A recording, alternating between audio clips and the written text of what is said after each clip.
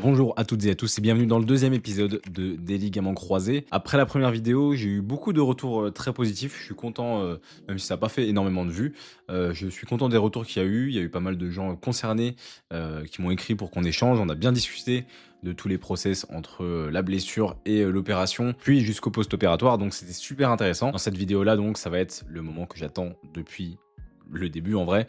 L'opération, au moment où je tourne cette vidéo, on est le 7 janvier, mais avant de basculer sur l'opération, puisque je ne sais pas comment je pourrais filmer, etc., et vous donner mes premiers ressentis sur le post-opératoire, comment je me sens, etc., j'aimerais revenir sur ce qui s'est passé depuis la sortie de la première vidéo. En vérité, mes journées étaient rythmées de manière assez classique, c'est-à-dire que 3 fois par semaine, je vais chez le kiné, enfin j'allais chez le kiné, avec qui on avait comme objectif de ne pas perdre en masse musculaire, ça vous le savez, et de regagner toute l'amplitude, c'est-à-dire que mon talon puisse toucher ma fesse, chose qui a été possible à force de travailler, etc., de remettre de la charge, de remettre du mouvement. Et pour ça, je laisserai Romain, mon kiné, vous l'expliquer quand on fera une petite interview. Et c'est en tout cas un peu lui qui m'a bien aidé et qui m'a guidé un petit peu vers ce chemin pour arriver le plus près possible à l'opération. Autrement, si on fait un petit récap, si on parle de conséquences au niveau du travail, donc j'ai été en arrêt les premières semaines, après j'ai pas refait d'arrêt forcément. J'ai pu garder en tout cas certaines prestations au niveau du montage, puisque si vous ne le savez pas, je suis vidéaste, donc je fais des prestations vidéo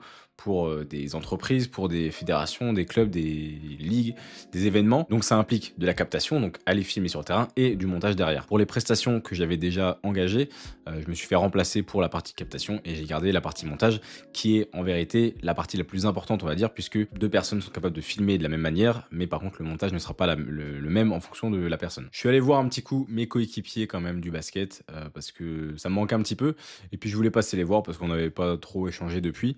Donc je suis passé à un petit entraînement, histoire de retoucher un petit peu le ballon aussi, refaire quelques tirs proches du panier sans sauter évidemment, en faisant attention. Le mot d'ordre étant toujours de ne pas prendre de risques, donc éviter de mettre le genou en torsion, éviter de glisser, éviter de tomber, pour vraiment se préserver et, comme je disais, arriver le plus près à l'opération possible. Pour revenir sur la partie kiné, j'ai pu commencer à faire vraiment des squats avec de la charge, des fentes un peu plus chargées, retravailler sur mes ischios bien comme il faut. Et franchement, ça fait du bien de pouvoir retaper un peu dedans, de retrouver ces sensations un peu de muscu qui me manquaient. Je pense que vous vous rendez pas compte du plaisir que j'ai à venir chez le kiné, à faire un peu de sport, à faire de la chaise, qui est un truc super basique. Mais voilà, de bouger un peu, vu que je peux pas courir, je peux pas faire trop d'efforts.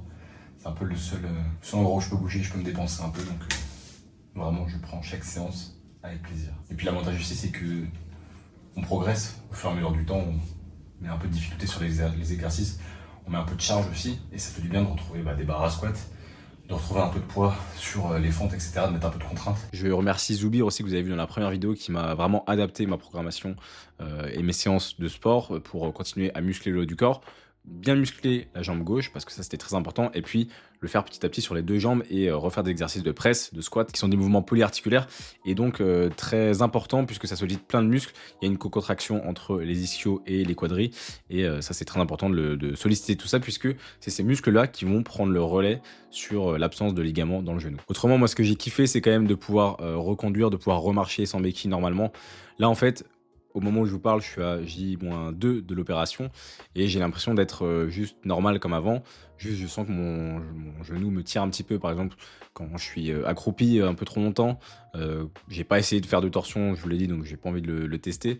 Mais voilà, j'ai un peu cette frustration aussi, et là, je commence à trouver le temps un petit peu long jusqu'à l'opération, c'est-à-dire que j'ai l'impression d'être bien, mais je sais que non. Donc, il y a un peu cette frustration-là. Bon, et ben, une séance après un week-end bien enrhumé, c'est pas l'idéal. C'est la première fois que j'avais pas trop de jus, un peu la flemme de faire la séance, alors que je rechigne pas, je suis un peu motivé. Pas trop de tonicité comme d'habitude, mais voilà. Maintenant, je sais aussi que je suis prêt, que j'ai bien travaillé pour ça. Je suis assez optimiste, franchement, tout le monde me dit que je devrais récupérer assez vite, alors évidemment on n'en sait rien, mais j'ai envie de le prendre avec positivité pour pas me miner le moral moi-même, miner le moral de Mathilde qui est avec moi. Et franchement, du coup, ça se passe bien. On a passé une très bonne période de fête. J'espère que vous aussi. J'en ai profité pour voir des copains à Lyon. Lyon, j'y suis allé aussi pour aller voir l'anesthésiste. Alors ça fait partie du processus quand on se fait opérer, évidemment. Donc j'ai vraiment fait 2 fois 2 heures de route pour 15 minutes de rendez-vous. Mais ça en valait la peine, puisqu'également, vous vous souvenez, Kekeli qui est venu me chercher et me ramener à la gare dans la première vidéo quand j'étais allé voir le chirurgien le 2 décembre. Et bien ce qui est trop bien, c'est que le chirurgien avait recommandé de louer un Game Ready. Si vous ne savez pas ce que c'est une machine de récupération avec une botte qui fait de la compression et qui envoie du froid. C'est de la cryothérapie. C'est un truc qui est très utilisé chez les sportifs. Et à la sortie de mon rendez-vous chez le chirurgien, j'en parle à Kekeli, je lui dis bah voilà, il a préconisé ça, etc. Et elle me dit bah attends, parce que nous on en a un au club et moi j'en ai un et je l'utilise pas. Donc si tu veux, je te le prête. Là, Royal, parce que du coup ça m'économise quand même des frais de location et ça me permet de pouvoir le garder un peu plus longtemps sur la récupération. Et ça c'est top parce que là je l'utilise même avant pour me détendre un petit peu la jambe parce que quand je marche beaucoup, etc. Ça se raidit un petit peu, donc ça fait vraiment du bien et ça permet, là je le fais notamment le soir, d'aller se coucher les jambes un petit peu moins lourdes. Et alors il faut que je vous partage quelque chose que j'ai récupéré du coup pour le Game Ready. C'est une machine à glaçons. J'ai récupéré ça de mon père parce que il avait acheté ça après le Covid pour faire des cocktails alors qu'il boit pas d'alcool, mais parce que du coup le Game Ready, il faut le remplir de glaçons à fond. Et du coup moi j'ai pas un congèle qui est super grand pour mettre des grands sacs de 20 kg de glace, sachant que ça fond aussi très vite. Du coup regardez la petite pépite. On est donc sur une machine qui fait des glaçons. Vous allez voir que en gros là il y a de l'eau et ça se fixe avec les parois en métal qui sont très très froides. Donc en vrai ça va tourner pas mal pendant la convalescence, ça va dépenser de l'électricité, mais je pense que j'y gagne au lieu de racheter des sacs de glace constamment ou d'aller à la poissonnerie tous les jours. Je suis aussi allé chercher tout mon attirail de médicaments. J'en ai une bonne dose à prendre. Je pense que je vais être bien shooté au début, mais l'important étant que il faut pas laisser s'installer la douleur en fait. Et ça c'est un truc qui est très important. Il faut pas se dire ouais je vais pas prendre les médocs et tout. Il faut les prendre pour ne pas laisser la douleur s'installer et simplement ne pas trop être dans le mal parce que il paraît que les premiers jours post-op sont assez difficiles. Donc on verra. Je vous dirai ce qu'il en est. Ça se trouve dans les rushs qui suivent, je suis en pleurs en train d'agoniser. Mais bon, j'espère que j'en serai pas là quand même. J'ai deux choses un petit peu nouvelles qui arrivent aussi. La première, elle est physique et elle va m'accompagner dans ma convalescence. J'ai Mathilde qui est avec moi au quotidien pour m'accompagner. Mais regardez qui rejoint le foyer. Je vous présente Souki, a.k.a. Souk Souk. Regarde là, elle découvre le bureau, elle découvre la lumière. Alors, voilà. C'est quelque chose qu'on voulait depuis un petit moment avec Mathilde, se prendre un petit chat qu'on a récupéré. Alors, c'est un refuge pour les Dijonnais, qui est un refuge à Longwy. C'est un groupe Facebook, une page Facebook qui recueille, qui a recueilli 240 chats, je crois, sur l'année, qui les a replacés. C'est énorme. Et donc, du coup, on a récupéré Souki, qui a 2 ans, qui a tous les avantages d'un chat sans avoir le côté chaton. Alors, c'est mignon un chaton, mais ça fout le bordel partout. Donc, ça, c'est la première nouveauté.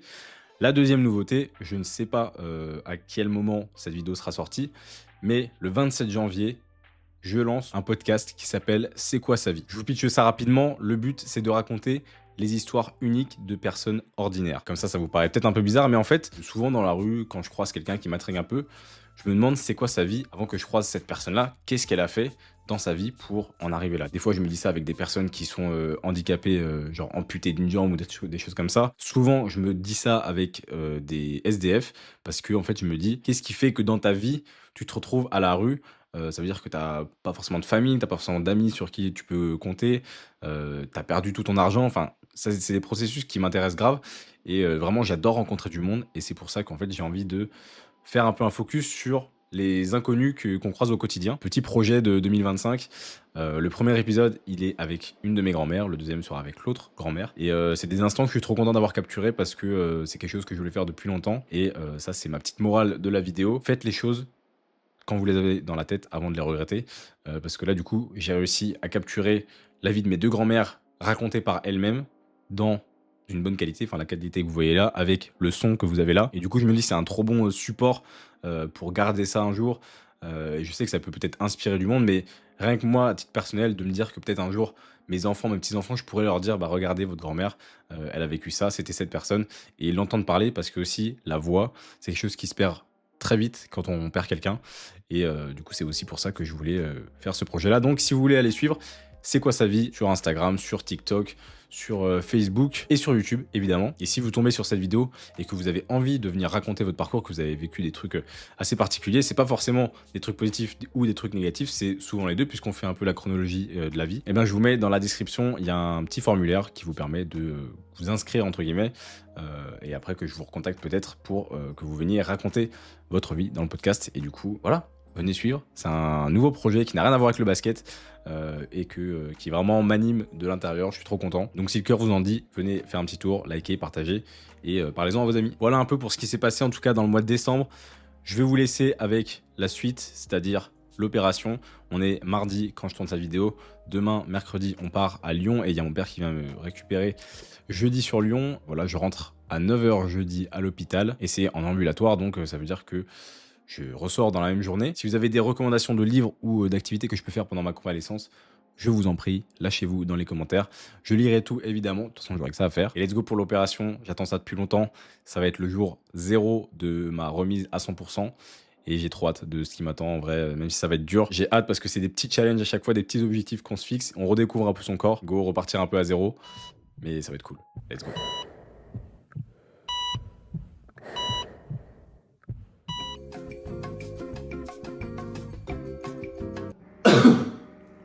Bon, sortie d'opération, ça fait... Je rigole. Ça fait quoi? Ça fait une petite heure que je suis sorti là? Il est quelle heure? 18h30, c'est comme ça. Pas trop de douleur.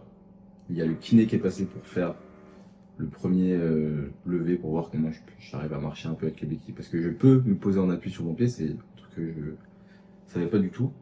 J'ai le Game Ready, la telle, qui m'envoie du froid. Et puis les jolis bas de contention. Et la collation, bon la collation elle est arrivée à point nommé parce que j'avais super faim. J'ai eu le droit à ma petite pasta box, à mon petit jus de pomme, à un café, pas terrible, une madeleine et des galettes bretonnes. Bah, je peux te dire que ça va beaucoup mieux parce que après l'anesthésie, j'étais bien KO et je le suis encore un peu. Donc ce soir, retour à la maison à Dijon et dodo ce soir, à fond. Non. Bon, il est tôt, 8 h. On est la première nuit après mon opération et j'ai pas dormi du tout. Je pense que c'est le contre-coup de l'anesthésie en vrai parce que j'étais pas fatigué. J'ai pas de douleur plus que ça depuis hier. Pas de gêne, j'avais une attelle mais pas de gêne plus que ça. Enfin j'ai déjà dormi avec vraiment plus gênant que ça. Donc là pour faire un petit point de ce qui s'est passé depuis hier soir. Donc hier je suis rentré à la maison vers 22h, 22h30. Étant donné que j'habite à Dijon et que je me suis fait opérer à Lyon. J'ai eu des médicaments à prendre, antidouleurs, anti-inflammatoires, etc. J'en ai profité pour remanger bien comme il faut parce que j'avais trop faim étant donné que j'étais à jeun dès le matin et que j'ai été prêt avec pas mal de retard. Je suis rentré à 9 h. Je pense qu'à 9 h 45, j'étais prêt à aller au bloc et je suis passé qu'à midi 40 quoi. Donc, et je me suis pas fait opérer avant 14 h. Donc ça a pris un peu de temps. Mais du coup j'avais super faim. Et donc là je peux marcher avec béquille, je peux poser mon pied, je dois dérouler mon pied, c'est important. Et après en termes de douleur, en vrai c'est un picotement, une gêne plus comme une plaie ou enfin ça pique plus que ça ne fait mal comme une entorse ou quelque chose comme ça. Enfin c'est loin d'être insurmontable en tout cas pour ma part. J'ai le genou qui est bien gonflé, ça c'est normal. Que je vais faire dégonfler notamment avec le Game Ready dont je vous ai parlé. Avec de la compression et avec le froid aussi. Puis voilà, j'ai des bas de contention aussi, enfin j'ai un bas de contention sur la jambe opéré pour justement drainer et faire circuler le sang comme il faut. Je dois dormir ou quand je suis au repos, surélever un peu le talon et non pas le genou pour pas prendre une mauvaise position parce que le but c'est d'abord de retrouver l'extension complète et après d'aller chercher la flexion. Et donc voilà le programme d'aujourd'hui, médicaments matin, midi, soir. Là vous entendez c'est les glaçons pour les Game Ready qui sont en train de se faire. Et puis voilà du froid, de la compression. Pas trop sollicité, contracté, beaucoup contracté dès que je peux le quadriceps parce que c'est ça qui va solliciter et qui va être important. Donc en gros quand je suis allongé, il faut que je fasse des petites contractions de jambes comme ça. Je vais vous montrer en vidéo et puis comme ça vous aurez un petit peu un aperçu. Mais voilà, en tout cas première nuit blanche, vrai plaisir. One day later. Ce que j'ai dit sur les douleurs que ça allait, ça va pas. On est jour J+2 de l'opération, j'ai mal. Mal de ouf. En fait, le truc, c'est que donc le jour même et le jour d'après, j'avais encore une anesthésie locale sur mon genou. Ce qui fait que les douleurs, en vrai, ça allait. C'était largement supportable. Ça picotait un petit peu, mais tranquille. Là, le bon point, c'est que j'ai dormi cette nuit. C'est quand même pas mal. Mais par contre, les douleurs, oh là là. Genre, l'articulation, elle est raide. Les ischios, raide aussi. Et du coup, voilà, là, on est sous Game Ready et Plaid. Téloche et glace et médoc, de toute façon, il n'y a que ça à faire. Mais voilà, on prend son mal en patience et on serre les dents.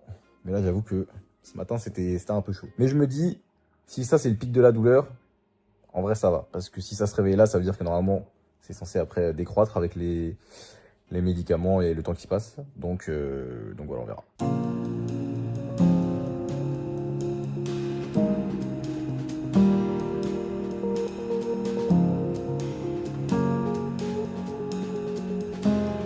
Bon les amis, je vous fais un petit point, un petit topo. Là on est à J+3 de l'opération, parce que là ce que vous avez vu juste avant c'est des réactions un peu à chaud, j'ai pas trop pris le temps de filmer. Je fais ça au téléphone parce que pour l'instant ma position est relativement la même depuis 3 jours, c'est-à-dire que voilà, j'ai une jambe dans le game ready, je suis sur la méridienne un peu affalé dans mon canapé. C'est quelque chose que je déteste vraiment, de rien faire, de pas bouger. Mais là, j'ai pas trop le choix. Les premiers jours après l'opération, il faut rester quand même assez tranquille. Donc pour vous expliquer un petit peu, en termes de douleur, de ressenti, etc. Il ne faut pas être surpris si les premiers jours, si vous devez vous faire opérer et que le jour même et le jour d'après, vous n'êtes pas trop, c'est pas trop douloureux. Attendez, vous allez être un peu surpris. Mais ouais, quand ça se réveille, c'est pas très agréable. En tout cas, sinon, pour le process, là, du coup, je dois rester assez tranquille. J'ai l'infirmière qui vient, on est dimanche, j'ai l'infirmière qui vient aujourd'hui pour changer le pansement de l'opération, voir comment sont les plaies, etc. Et puis, en termes d'exercice que je dois faire, eh bien, je dois m'entraîner à contracter mon quadriceps. C'est-à-dire que là, par exemple, le game ready, j'ai des cycles de 30 minutes. Donc, il y a 30 minutes où ça envoie du froid et ça compresse la jambe. Donc, pendant ce temps-là, je fais rien. Au bout de 30 minutes, ça s'arrête et j'ai 30 minutes de repos avant que ça reprenne. Pendant ces 30 minutes de repos, il faut que je fasse des contractions du quadriceps. Donc, c'est vraiment comme si vous vous allongez, vous essayez de tendre, de faire lever votre talon. En tendant votre jambe, ça va contracter votre quadri. Donc c'est un peu ça que je dois faire avec des contractions, ce qu'on appelle des contractions flash, donc c'est des contractions assez rapides, ça je dois en faire une dizaine, et la 10e contraction je dois la maintenir une dizaine de secondes. Donc ça en vrai ça m'occupe pas mal parce que ce que j'essaye de faire c'est un peu comme en muscu, c'est de prendre le temps et ressentir chaque contraction pour essayer de visualiser et ressentir le muscle que je veux solliciter. C'est pas juste je contracte pour contracter parce que pas grand intérêt, et du coup de m'appliquer sur la contraction, voilà ça me permet de me concentrer sur autre chose, etc. Mais c'est vrai que les journées sont un peu longues, étant donné que je me lève, je mange, je viens là, je me douche un coup avant de venir m'installer. Je me douche avec un joli film alimentaire autour du genou pour protéger le pansement. J'arrive avec précaution à me doucher debout. Au début, je me disais, je sais pas comment je vais faire, j'avais prévu des gants de toilette et tout, bref, je fais pas de dessin. Et je me disais, ça se trouve, je vais devoir me doucher assis dans la baignoire, sauf que ma baignoire, je suis trop large pour la baignoire, enfin elle est pas très large. Donc j'arrive à me doucher debout en étant précautionneux, en me tenant un peu à droite à gauche. Les journées sont longues, j'alterne entre les séries, les vidéos YouTube, bosser un peu sur l'ordi. Et puis voilà, c'est vrai que je déteste dépendre de quelqu'un, donc là je suis très content que Mathilde soit là pour m'aider et me soulager sur certaines tâches que je peux pas faire, mais c'est vraiment quelque chose que j'aime pas du tout. Donc j'ai hâte que ce mauvais moment passe. Il y en a pour aller au moins une dizaine de jours là avant de rester tranquille et avant de reprendre la kiné. Une petite épreuve mentale, première épreuve mentale, mais en vrai ça va, il y a pire. J'ai pas plus de douleur que ça, je sens que ça va. Donc voilà, et je sais surtout en fait là où c'est cool, c'est que je sais que là c'est le process pour revenir à 100%. Je dois pas attendre une opération comme c'était le cas avant où j'étais frustré parce que j'allais bien et je savais que j'allais repartir à zéro. Donc voilà, désolé, c'est un petit peu long, mais au moins vous avez les ressentis sur les premiers jours. Dans la prochaine vidéo, qui sera le début de la rééduque avec la kiné et tout, je pense que j'interviewerai mon kiné Romain pour qu'il vous explique tout ce qu'on a fait avant, d'un point de vue un peu plus médical, tout ce qu'on a fait avant l'opération et tout ce qu'on va faire après l'opération, petit à petit, pas à pas, pour que vous ayez un petit peu tout le process, et voilà. Mais en tout cas, si vous devez vous faire opérer, soyez confiants, ça se passe bien. En général, ils sont quand même pas trop mauvais. Et puis, vous êtes surtout bien accompagné. Il y a un suivi qui est assez cool derrière, avec plein de petits exercices, plein de numéros utiles si vous avez besoin d'appeler quelqu'un. Enfin, vous êtes assez bien guidé. Donc vraiment, paniquez pas et ça va bien se passer. Bon les amis, devinez quoi, le setup n'a pas changé. On est mardi, on est à J+5 de l'opération. On va conclure la vidéo ici parce que là il va rien se passer de très fou jusqu'à ce que je reprenne la kiné. Je vous retrouve pour l'épisode 3. Les vidéos vont s'espacer un petit peu forcément parce qu'il faut le temps que je puisse tourner les choses et que j'ai de la matière à vous raconter. Désolé parce que en termes de cadre et de forme, c'est pas les vidéos les meilleures que j'aurais faites de ma vie. Mais je pense que sur le fond, ça peut être intéressant au moins pour vous partager mon expérience. Si vous connaissez quelqu'un qui s'est blessé au genou, qui est victime d'une rupture des ligaments croisés, eh bien n'hésitez pas à lui envoyer cette vidéo et toute la série, puisque si ça peut aider ne serait-ce qu'une personne, eh ben let's go, parce que j'ai eu plein de retours positifs encore une fois. Donc merci à ceux qui me suivent, merci à ceux qui m'écrivent aussi suite aux vidéos. Ça c'est les glaçons qui sont en train de tomber. Et puis nous on se retrouve très bientôt pour l'épisode 3 des ligaments croisés. Salut tout le monde. How she moving real slow. Oh, Kelly with the steal! Oh, bucket! Wow!